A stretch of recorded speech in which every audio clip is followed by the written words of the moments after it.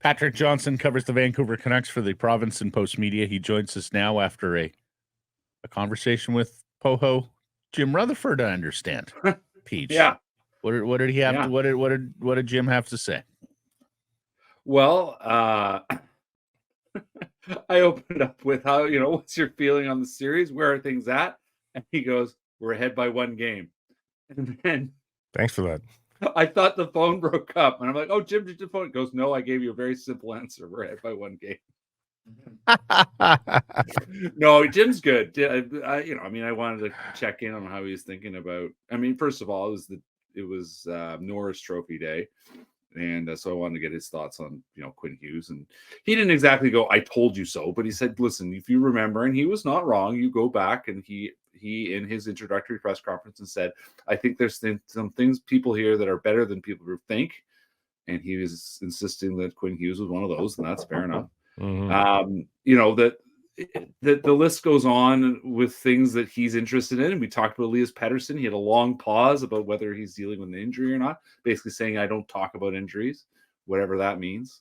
He's a guy saying, listen, Pettersson's a player that he's not the first player to ever suffered struggles late in the season. He kind of downplayed it all. He was playing the political animal that he is, and was very smart and very proud of the player that's going well and not worried about the player that's not going well. So didn't dig out a whole ton out of him other than, he's happy to be in the playoffs, I guess. It's a nervy time for a lot of people. Did he just seem like this was old hat though? In his tone? Oh yeah, absolutely. He's been here before. He knows how that goes. He feels good about. They feel good about the progress this team has made and the choice of coach and the direction they're going and. In some ways, if they had lost in 5 games and were never sort of in this series, I think we would have forgiven them to some degree. And yet, when you go up 3-1, you're expected to win that series. I wonder if there is some internal pressure that he's feeling to make sure the team gets past this. Oh yeah, sure. Like the 1 game at a time thing was very much. I don't want to talk about. Yeah. Look, you figure it out. Yeah. On. The other thing I'll say is the Pettersson thing. And Pettersson himself. There's that sort of learning how to play in the playoffs aspect. Everything's tougher.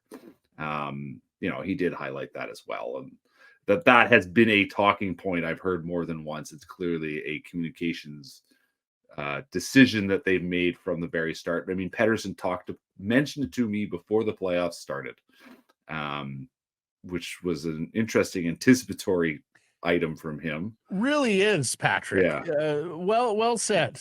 That you're already talking about that before you see any results in the Stanley Cup playoffs. It's almost like forecasting your struggle. Well, it's almost, I gotta say, like, if that was a communication strategy, I hate the defeatism of it.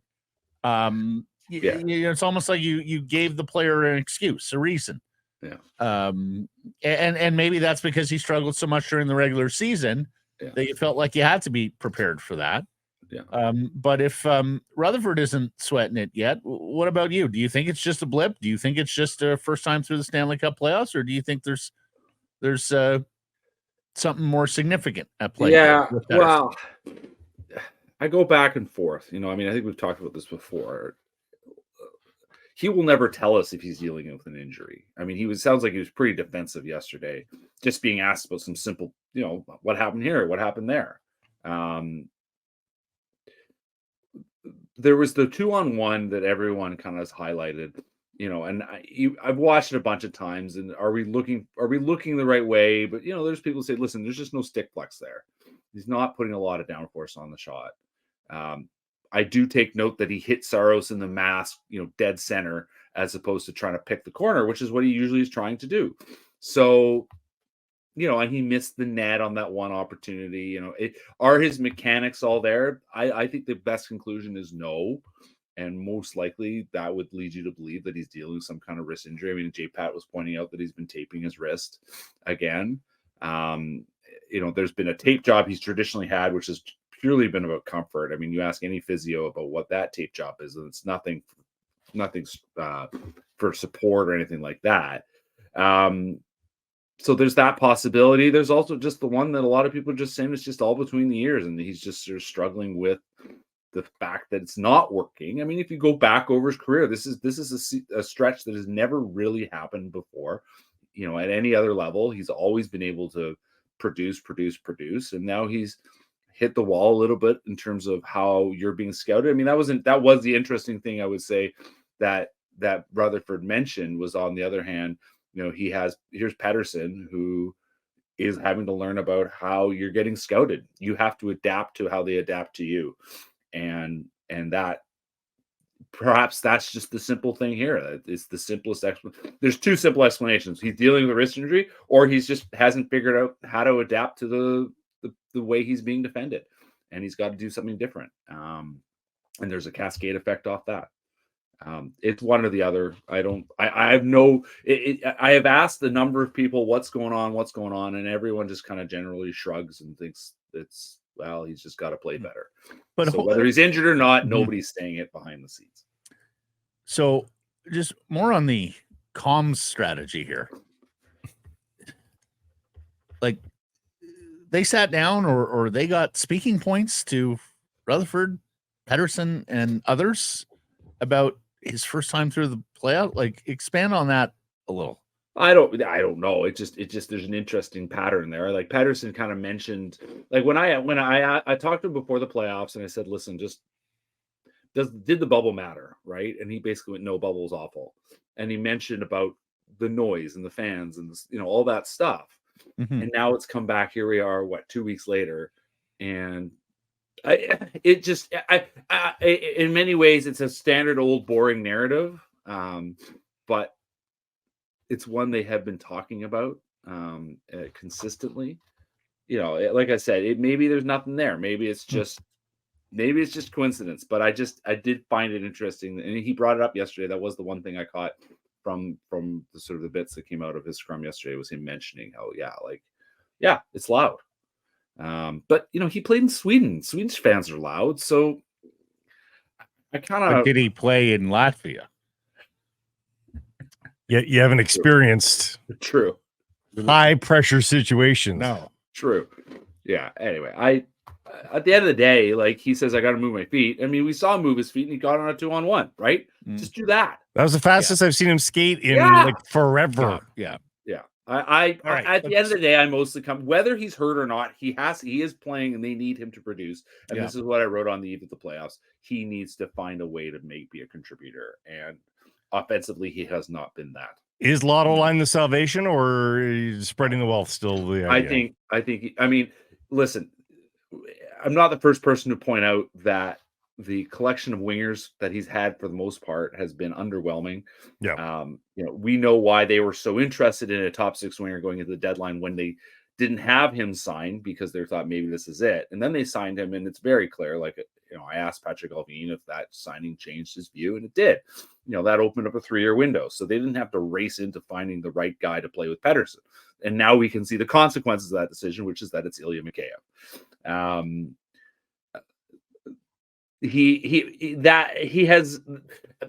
I've been thinking a lot about sort of the series of wingers he's played with over the years. He had Brock Besser for a long time, right? And now he's got Nils Höglander. And Höglander, I think, has been better. I talked to him after the game on Tuesday, and I said, listen, I've had some suggestions that maybe you were going too hard, too fast in the first couple of games. And he basically said, I think we found our way, and we're settling in, and we're playing better. And I don't think he's wrong. That said, Neil, when was the last time you really thought, oh, there's a great shot from Nils Höglander, right? Like that whole line has not been working, and there are no alternatives. I mean, Sam Lafferty, who started on the wing there, is, let's be real, not an option. I suppose you could put Connor Garland back up there and maybe see what works there. To me, it's not going to Lotto. That's just too many eggs in one basket. You need to have Pettersson's lines going, because that's going to be the difference to finish the series. You're playing a one-line team. You turn yourself into a one-line team. What if you lose that battle? I think you keep going with the way you have. The Miller line's been playing great. Now let's find a way to get the Pettersson line going.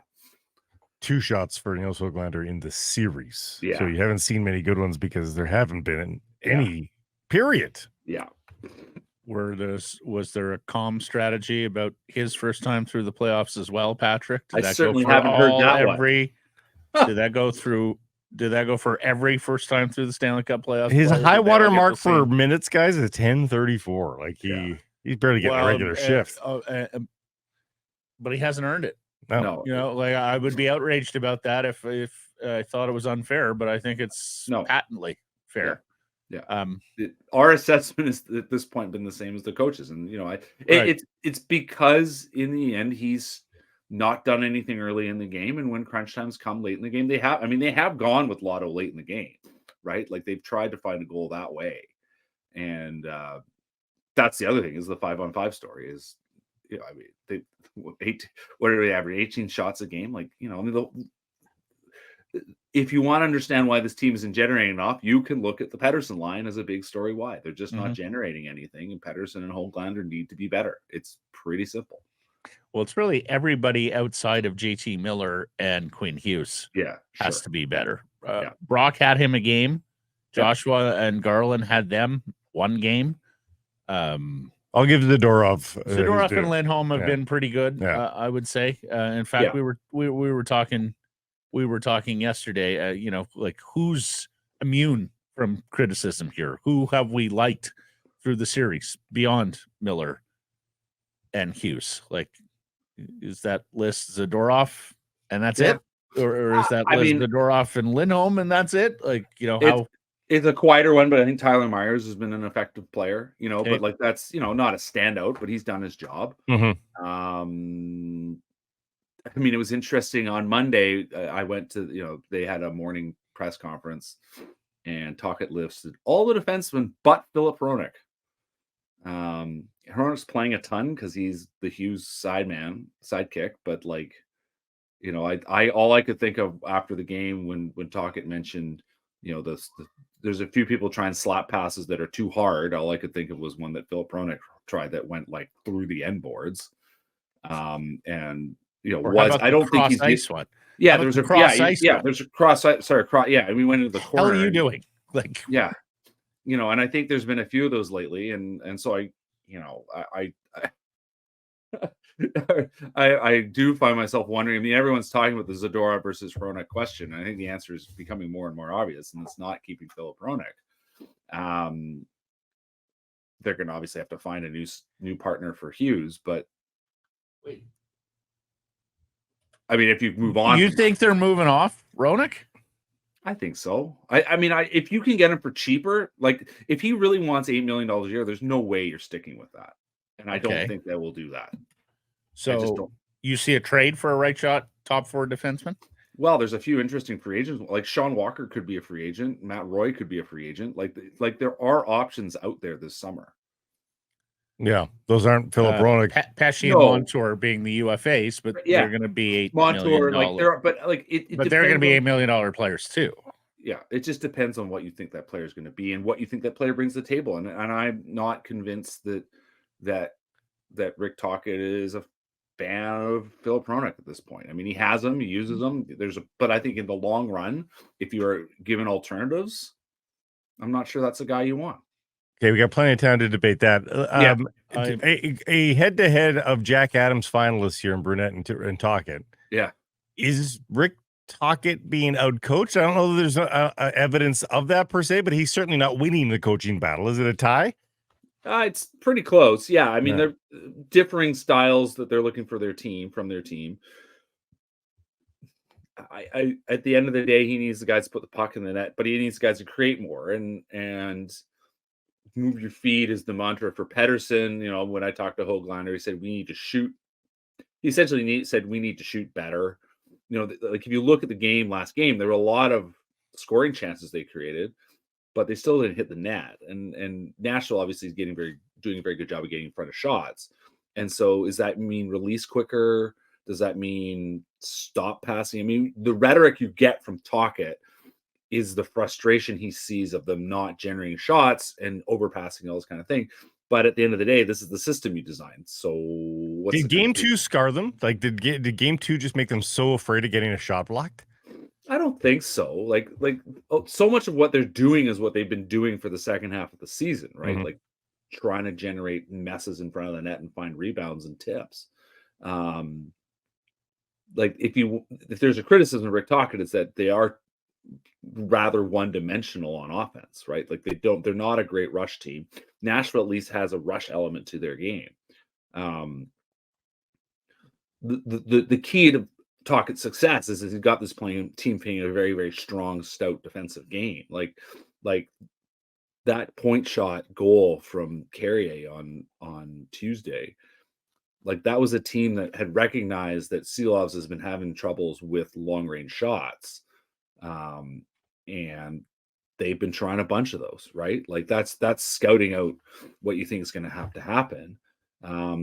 It comes back to that thing that Rutherford said about Pettersson specifically, but take it more generally. Like, how are you guys adapting to what they are doing? And I would say, on the whole, on Tuesday, the Canucks had adapted their game. They were controlling play. That first period, they deserved to score, and they didn't get one. UC Saros made some big saves. He had some big moments. That's the other part of this series that we're probably not talking about enough, is that the goalie, when he's been needed at the Predators' end, has been outstanding. The Canucks goalies have been fine, but have they really? I mean, Demko made that save in game one, but since then, have we really seen a Seelovs or DeSmith save that matches that save that Saros made in game two on Pius Suter, or the save he made on Brock Besser, or the saves he made on Brock Besser in the last game? That there is an element here of getting big performances, in the Canucks at the end of the day, like we've already said, have gotten big performances from JT Miller. They had a big performance in game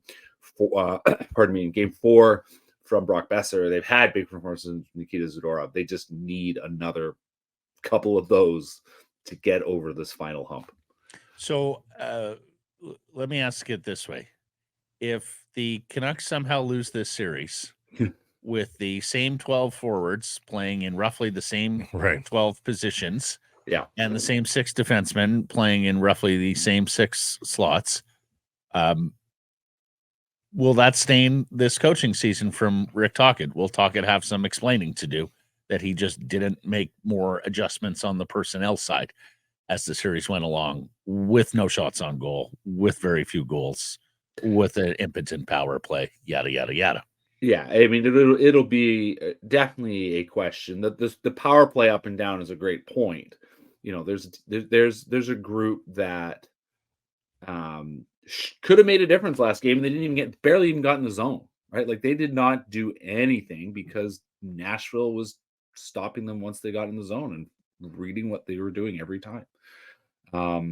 There's certainly adjustments or lack of adjustments that we can quiz, and the lineup thing, how you swap around your wingers. There's a little bit of me thinking about the old Travis Green line to J-Pat, which was, this is who we have, and then Travis Green was fired the next day. Now, he wasn't fired because of that comment. That was the roster.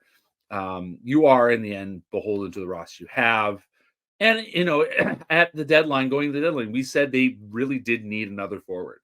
Like, that was something that everyone was talking about for ages. And in the end of the day, here they are. So would Jason Zucker have been that forward? Like, a guy of that level? Yeah, look at how he's played. I mean, in the end, was Nashville willing to trade him? Did they see this run?